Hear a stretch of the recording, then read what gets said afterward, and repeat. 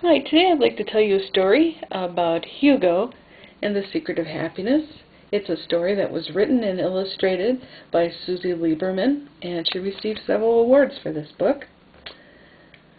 And it's a story about a starfish who is looking for happiness. And he seems to look everywhere for it. He looks for it in taking a nap.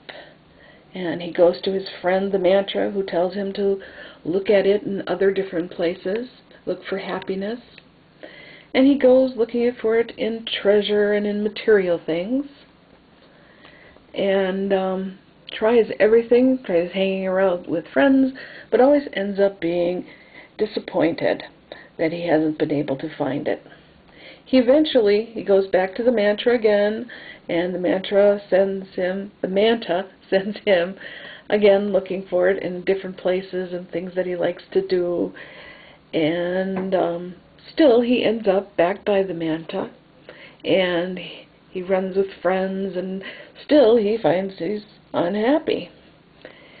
And then the mantra tells him again that he's looking for it in things, and he does, but he doesn't find it there. He always ends up at the manta and unhappy. He eventually does find it. I'm not going to tell you how. I'm going to tell you that he finds it, and it makes himself feel better about everything around him, and hopefully it's his last look at what really makes him happy, because like us, we can get really confused trying to figure out what is it that really makes people happy, what is it that's going to make me happy. So you'll have to get the book, and you'll have to read it to find out how Suzy Liebermann finished the book.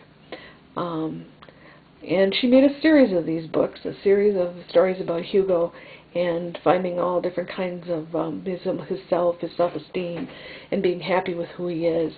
A whole bunch of wonderful books that are great in the primary classroom.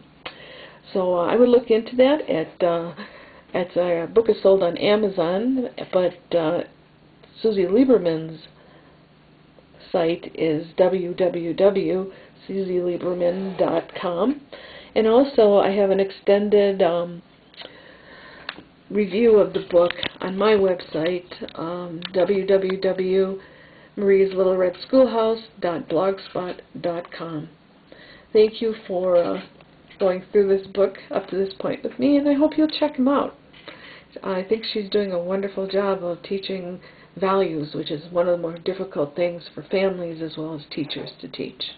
Thank you.